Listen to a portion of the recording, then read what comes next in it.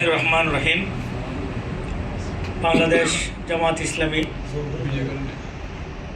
মিরসরাই পৌরসভা কর্তৃক আয়োজিত মহান ২১-এর ভাষা দিবস উপলক্ষে আজকের এই আলোচনা সভার সম্মানিত সভাপতি জনাব মাওলানা শিহাবুদ্দিন, মঞ্চে ভূমিষ্ঠ ইসলামী ছাত্র শিবির, জামাত ইসলামী ও বিভিন্ন পর্যায়ের নেতৃবৃন্দ, উপস্থিত সুধীমণ্ডলী, সাংবাদিক বন্ধুগণ, আসসালামু আলাইকুম।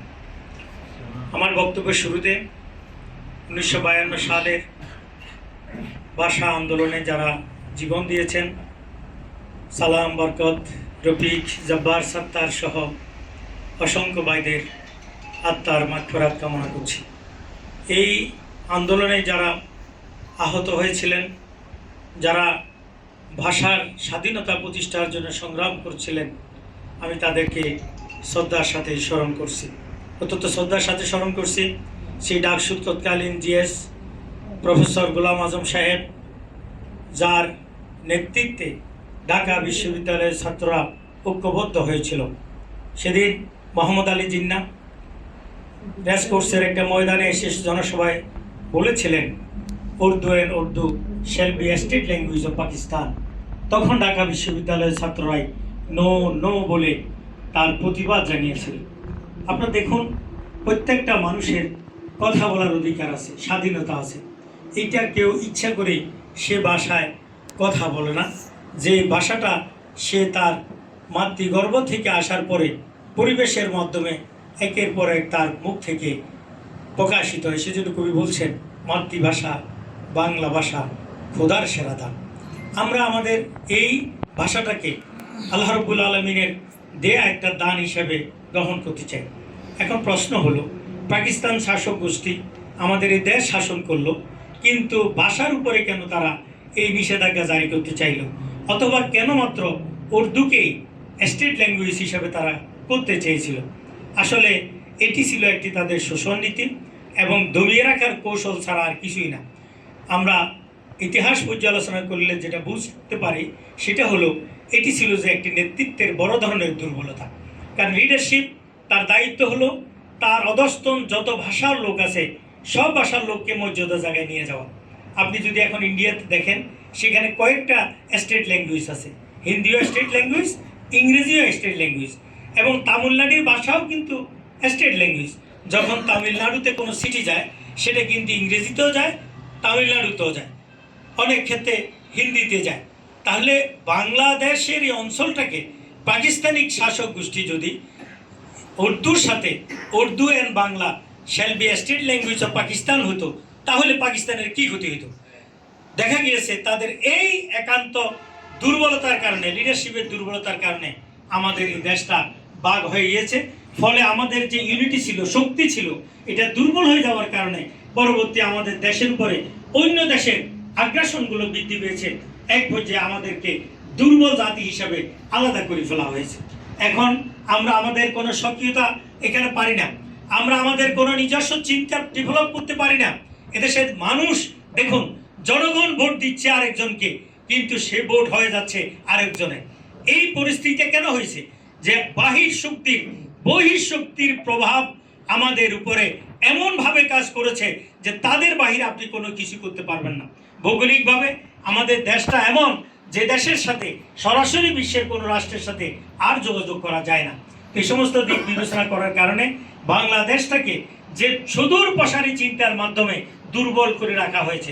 আপনারা জানেন, যখন ইংরেজরা এই দেশকে ভাগ করার জন্য মানচিত্র তৈরি করা হয়েছিল, যে প্রথম মানচিত্রে কিন্তু আসাম, মেঘালয়, ত্রিপুরা এবং আমাদের সেই আপনার কলকাতা, এগুলো সব নিয়েই কিন্তু বাংলার প্রপোজাল ছিল। পরবর্তীতে কিন্তু রাতের অন্ধকারে কৌশলে এই অঞ্চলগুলোকে কাট করে দিয়ে বাংলাকে শুধু আলাদা করে এটাকে স্বাধীন করে দেওয়া হয়েছে। তাহলে বোঝা গেছে বাংলা নিয়ে ষড়যন্ত্র ছিল দীর্ঘদিন থেকে। ভাষা আন্দোলনের সময় হয়েছে, 1971 সালে হয়েছে, এখনো ক্রমাগতভাবে হচ্ছে।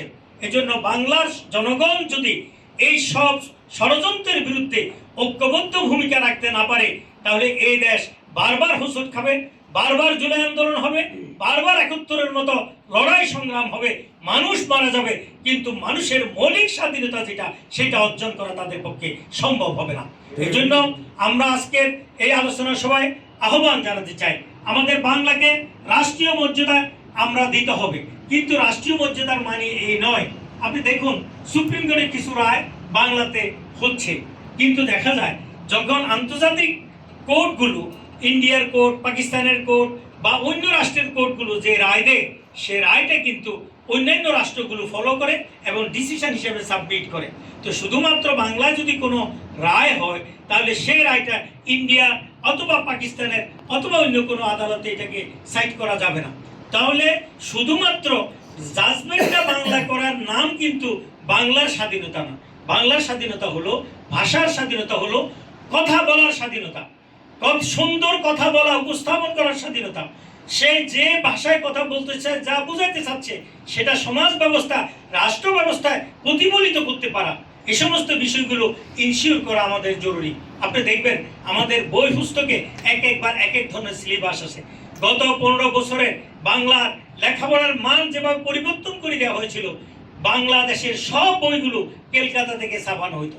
এখান থেকে যে বইগুলো ওখানে পাঠানো হয়েছে, দেখা যাচ্ছে কলকাতায় তারা নতুন একটা সেখানে প্রবন্ধ ঢুকিয়ে দিয়েছে, সেখানে মন্দিরে ঢুকিয়ে দিয়েছে, সেখানে কিন্তু মুসলমানদের ব্যাপারে অন্য কিছু ঢুকিয়ে দেওয়া হয়েছে। পরে প্রতিবাদ করার কারণে আস্তে আস্তে এগুলো কিন্তু কাটেল করা হয়েছে।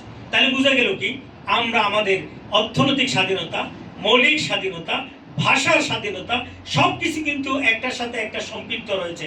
এই স্বাধীনতা সংরক্ষণ করতে হলে জাতি হিসাবে আমাদের বাংলাকে ধারণ করতে হবে, বাংলা সংস্কৃতিকে ধারণ করতে হবে, আদর্শকে ধারণ করতে হবে এবং ঐক্যবদ্ধভাবে এই দেশটাকে রক্ষা করার জন্য আমাদেরকে কাজ করে যেতে হবে।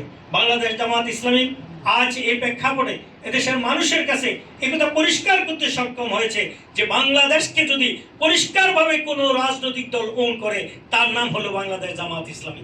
স্বাধীনতার পর থেকে জামাত ইসলামের একটা কাজও এরকম কেউ দেখাতে পারবে না সে বাংলাদেশের মৌলিক স্বাধীনতার পরিপন্থী কোনো কাজ করেছে। 1971 সালে ভৌগোলিকভাবে এবং রাজনৈতিকভাবে জামাত ইসলামী যে ভারতীয় আধিপত্যবাদের বিরোধিতা করেছিল, সেটা কিন্তু বাংলাদেশের স্বাধীনতার বিরোধিতা ছিল না। পরবর্তীতে পর্যায়ক্রমে এটা স্বাধীনতা আন্দোলনের রূপকার করার পর যখন দেশ স্বাধীন হয়েছে, বাংলাদেশ জামাত ইসলামী এই স্বাধীনতাকে মেনে নিয়ে স্বাধীনতার পর প্রত্যেকটা নির্বাচনে জামাত অংশগ্রহণ করেছে এবং বাংলাদেশ জামাত ইসলামের নেতৃবৃন্দ একথা বলেছে যে বাংলাদেশের স্বাধীনতার সার্বভৌমত্ব বিরোধী কোনো একটা ঘটনাও কেউ প্রমাণ করতে পারবে না বাংলাদেশ জামাত ইসলামের নেতৃবৃন্দ বা কর্মী বাহিনী দ্বারা সংগঠিত হয়েছে। আজকে যত গণমাধ্যম আপনারা দেখবেন, মিডিয়ার যে সমস্ত বক্তব্যগুলো দেখবেন, দালালির যত দলিল আছে, যারা স্বাধীনতার ধারক ও বাহক, তাদের মাধ্যমে এগুলো সব সংগঠিত হয়েছে। আপনারা দেখেন বাংলাদেশের মানুষের মৌলিক অধিকারগুলোকে তারা বারবার উত্তর দিকে, কখনো দক্ষিণ দিকে ঘুরিয়ে দিয়েছিল। এই রাজনৈতিক দলগুলোকে আমরা আজকে রাজনৈতিক দল মনে করি না, এরা বাংলাদেশের জন্য ক্ষতিকারক বস্তু। এদেশের মানুষকে এই দলগুলো পরিহার করে জামাত ইসলামীর পাশে এসে দাঁড়াতে হবে। আজকে স্বাধীনতার এই ভাষা আন্দোলনের ৭৪ বছর পরের আজকের এই সমাবেশে আমি আহ্বান জানাতে চাই, আসুন, বাংলা ভাষা হলো শুদ্ধ ভাষা, বাংলা ভাষা হলো সম্মান করার ভাষা। কাউকে মন্দ বলা, কাউকে টিটকারি দেওয়া বা অন্য কোনো ভাষায় মানুষকে আহত করার নাম কিন্তু সত্যিকার অর্থে ভাষা নয়। ভাষা হলো যে ভাষায় মানুষ আকৃষ্ট হয়, যে ভাষায় মানুষ সহজে কথাটা বুঝতে পারে, যে ভাষাটা মানুষ সহজে উপস্থাপন করতে পারে, এটি হবে ভাষা। আর সেটি হলো প্রত্যেকটা জাতির মাতৃভাষা। আমরা প্রত্যেকটা জাতি উপজাতির সকল ভাষার প্রতি তাদের শ্রদ্ধা জানাই, আর বাংলাকে আমাদের রাষ্ট্রীয় ভাষা হিসেবে আমরা ধারণ করব এবং দেশকে আমরা ভালোবাসবো, বাংলাদেশকে আমরা আরো সামনের দিকে এগিয়ে নিয়ে যাব। এই হোক আজকের আলোচনা সভার প্রত্যাশা।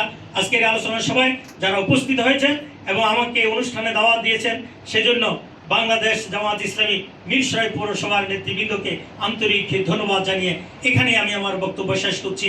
খোদা হাফেজ। বাংলাদেশ জিন্দাবাদ।